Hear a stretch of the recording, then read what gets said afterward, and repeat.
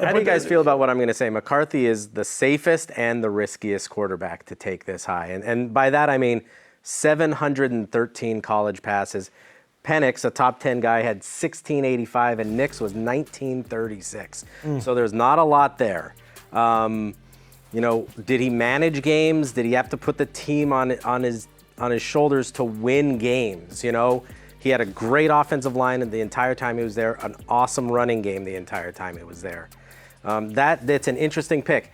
It's interesting. He was a four-star kid for us, high four-star, which crushes me because we want 5 stars to be first-round guys.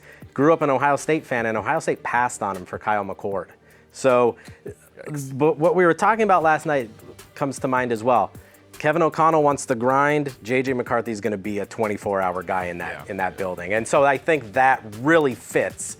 And we're talking about fit. That is a perfect fit for me. And I think we talked about this on the podcast. When I'm like at one point I asked the GM, I'm like, just brass tacks it for me. Like, who is it? Who's the quarterback? And he said, who's going to Minnesota, right? Because I think we talked about the player, where you like the player's talent, but where is he going? And then you're like, all right, well, then what about the destination and how that reflects on the player? So, JJ, you're right. Everything's limited, but also in those limited things when you talk to I talked to a swath of GMs when he got named at like 2, right? Oh, Washington's interested.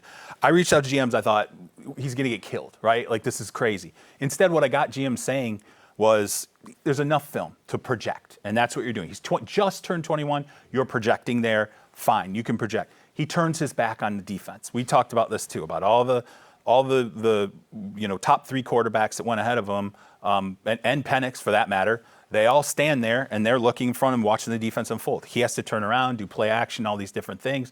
So if you really want this guy to grow into the situation that he's in, he's going to have an offensive head coach who's not going anywhere. Kevin O'Connell's not getting hired away, right? Yeah. Hopefully you have Jay Jeff, right? You just drafted a rookie quarterback. You do the extension there. Jordan Addison, you have the 23rd pick. So there's another asset that can potentially, and you have T.J. Hawkinson. Right. So and it's a deep offensive line draft. You could go, let's go get him a tackle. What you're saying too is sort of mind blowing because from the day they acquired a second first rounder, it was, they're going to move up to take a quarterback. They did 1 spot. Yeah. They moved up 1 spot to get their guy. For By the way, cost of a 4th and a 5th, right? Yeah. Which is thinking that they might lose future assets for next year, but now they have a first rounder next year to continue to build around him. And yeah, I think the quantity of attempts is low for J.J. McCarthy, but the NFL quality of those attempts is rather high. Like, let's just be honest about a lot of these college offenses. Like Bo Nix, that's a lot of Mickey Mouse attempts in there. There's some like Looney Tunes offenses across the collegiate football landscape. That is an NFL offense. Like, you see this guy rifle throws over the middle against zone coverage, which is a lot of what Kevin O'Connell's going to want him to do. And yeah, man, I can hardly remember very many ecosystems that were best set up to incubate that young quarterback more so than Minnesota.